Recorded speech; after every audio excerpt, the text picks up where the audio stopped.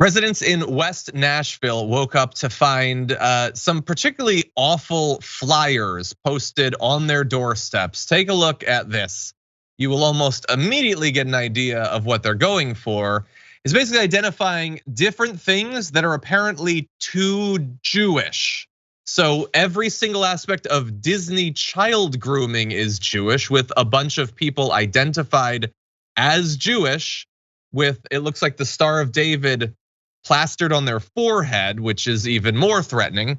Every single aspect of gun control is apparently Jewish. Every single aspect of the COVID agenda is Jewish. Isn't that the satanic symbol there? I thought they were Jewish. Satanists They're trying and Jewish, to liken, different people. They're trying to liken the Star of David to the pentagram, which is like they're just saying anything with a star on it is satanic. And I remind you, there are 50 stars on the American flag. Yeah. So and it's red and blue. Oh cool no, logic, douchebags.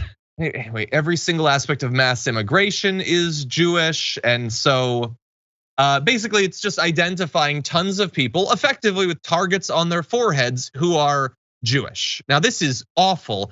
It's also kind of lazy in some cases. So in the one with the every single aspect of the COVID agenda is Jewish, they list a bunch of people who are involved with the government anti-COVID effort, and they list many of them as Jewish, but they also list some as, I'm gonna say, Shabbos Goy, which I believe means works for a Jewish person.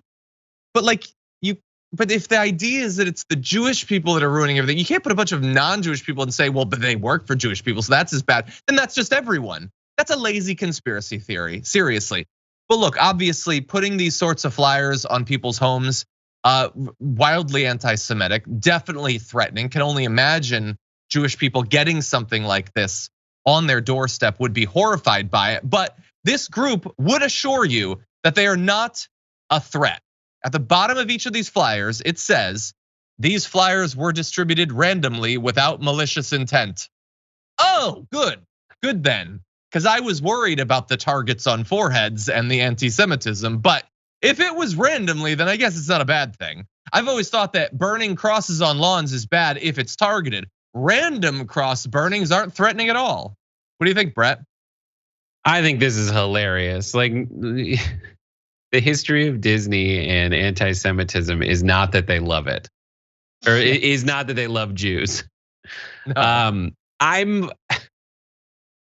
love the idea that people think that Jews run everything. Like, as a half Jewish human being, half Ashkenaz, the idea that Jewish people run the entire world and are using that to like make the movie Moana, like that's weird. That is very strange. With all my power, the diaspora, we were forced to make the pyramids, and we've been hated everywhere we go. And someday I'm gonna make a live action version of the Jungle Book to show them all. Like, what are you talking about? The Jungle Book, which is Rudyard Kipling's like manifest destiny concept of how like you need British imperialism and white people to tame the jungles. Like, you gotta be kidding me. Make any sense. Like, they did all of this, a plot that stretches back centuries, the rampant abduction of children, so they could eventually reboot the Mighty Ducks for Disney Plus. Right, and the idea, and also when you distribute this, do you think people are gonna be like, oh, I had no idea.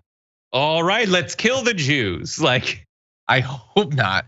No. Although, look, you have to admit, we can joke about some of these movies, Moana and stuff.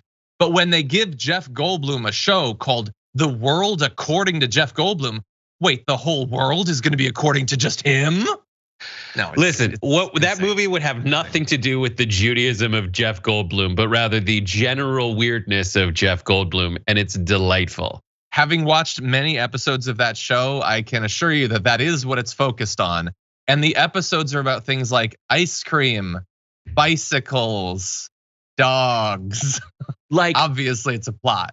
We need to come up with a segment where we repitch Disney movies under like a new conservative banner to show, no, the reason that these storylines are like this is because they make good stories, and not because like the Jews want it that way. If you guys were in charge, it would be the most soul crushing like storylines in the world, and it would be just like the Zippity Doo Dah, this whatever it is, Song of the South, which is just really, really creepy. Yeah. Hold on, Izzy Omega says, I mean, Disney is propaganda for kids, but the lessons are like sell your voice for a guy you just met. Right. Oh yeah. That is a weird Cinderella, message. play with rats, and Snow White, have animals help you with food service, move in with a bunch of diamond miners. It's good for your bottom line. Like, that's it. Beauty and the Beast and Little Mermaid are like bestiality rocks. The only one they really have an argument for is like 101 Dalmatians is like, have all the babies you want. The welfare state will figure it out. Like, that's the one. Jesus, okay. Like, as crazy as that is. And Sword in the Stone, or like hang out with old guys who aren't your dad. Like, that I would say is a bad message. When you think about it. Yeah. Oh, I've got magic. You want to come into my forest hut? Like, let me take this balloon. We'll fly away to a magic paradise. Not sure I want kids to know that. Basically, but it's Ed Asner, man. By the way, he's gonna be all right. And Up, same thing. Also, both are 2 letters. You think that's a coincidence? Anyway, according to this literature on my West Nashville doorstep, it's no coincidence, John. That's nothing is. Anyway, last thing I'll say really quickly. Last thing I'll say about Nashville.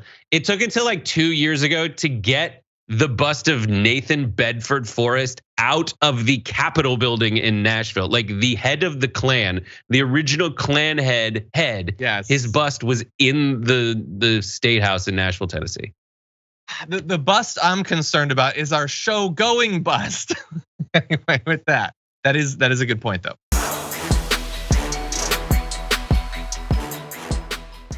Check out the Damage Report podcast each day, wherever you get your podcasts, whether Pocket Casts or Stitcher or iTunes. You can join me as I give you the news and stories you want, with a range of co-hosts and interview guests jumping in on the fun each day.